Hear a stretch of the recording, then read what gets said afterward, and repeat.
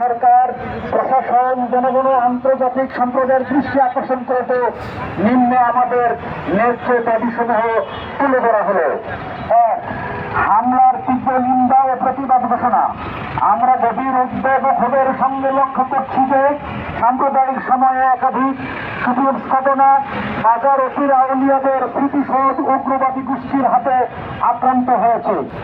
এটি আমাদের ইতিহাস, সংস্কৃতি ও ধর্মীয় সহিংসতার উপর সরাসরি আঘাত। আমরা এ হামলার তীব্র নিন্দা ও প্রতিবাদ জানাচ্ছি এবং অপরাধী চক্রের দ্রুত গ্রেপ্তার দাবি জানাচ্ছি। আমাদের দাবি সমূহ প্রশাসনের নিষ্ক্রিয়তার বিরুদ্ধে অবস্থান। প্রশাসনের নিষ্ক্রিয় নীরব ভূমিকার কারণে উগ্রবাদীরা বরাবর হামলা চালানোর সাহস পাচ্ছে, হামলা পরিচালনা করার সাহস পাচ্ছে।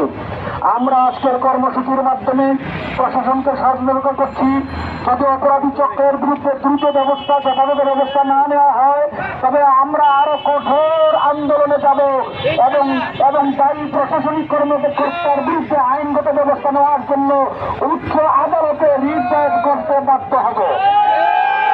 দাবিসমূহ ৩, হামলার সুষ্ঠু তদন্ত ও দোষীদের শাস্তি দাবি। প্রতিটি হামলার নিরপেক্ষ তদন্ত করে অবিলম্বে উগ্রবাদীদের গ্রেপ্তার ও দৃষ্টান্তমূলক শাস্তি দিতে হবে।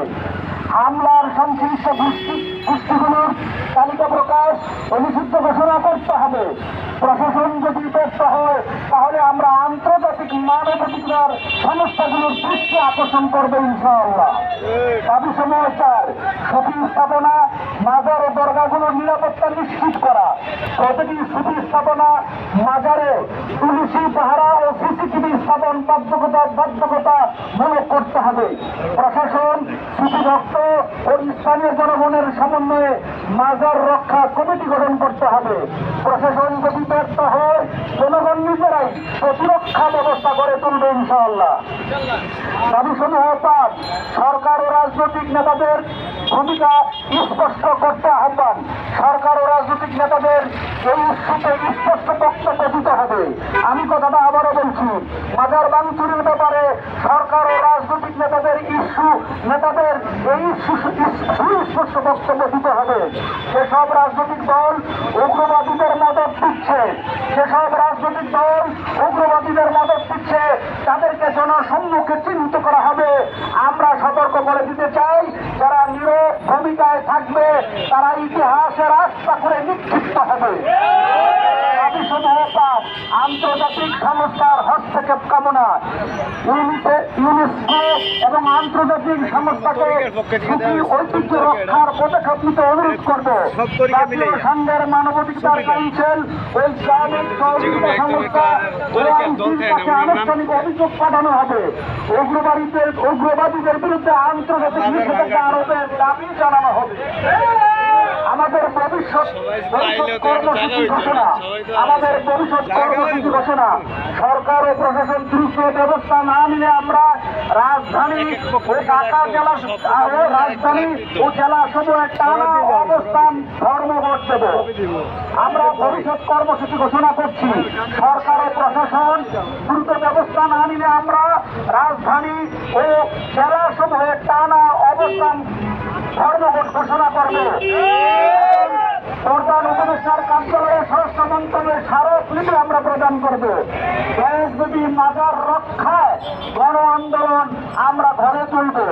চূড়ান্ত হুঁশিয়ারি হিসাবে বলে দিতে চাই, মাজার ভাঙচুরকারীদের দ্রুত গ্রেপ্তার ও শাস্তি না হলে আমরা আরো কঠোর কর্মসূচি দেওয়ার জন্য, আমাদের সুফি ঐক্যকে আরো বেগবান করার জন্য বিভিন্ন দরবারের পীর মাশায়েখ এবং সুফি সংগঠনের সাথে আলাপ আলোচনা করে আমরা বৃহত্তর কর্মসূচি, প্রয়োজনে আমরা হরতালের মতো কর্মসূচি নিতে আমরা সরকারের পক্ষ থেকে মাজার ভাঙচুরের বিষয়ে জিরো টলারেন্স ঘোষণা এবং প্রধান উপদেষ্টা মহোদয়ের কার্যালয় হাতে নিষেধাজ্ঞা জারি ও 6 আগস্টের বিপ্লবী সমন্বয়কগণেরা মাজারে হামলার বিরুদ্ধে কথা বলার পরেও দুষ্কৃতকারীরা কেন গ্রেপ্তার হচ্ছে না, এ বিষয়ে প্রশাসন নীরব ভূমিকার কারণ কি?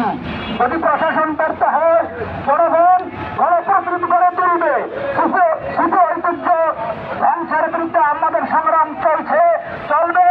আল্লাহর ভালোবাসা, নবীর আদর্শ ও সুখী মানবতা রক্ষার লড়াই আমাদের অব্যাহত থাকবে। প্রিয় উপস্থিতি, আজকে আমরা দেশবাসীকে আমাদের ঐক্যের সাথে ঐক্যকে গড়ে তোলার জন্য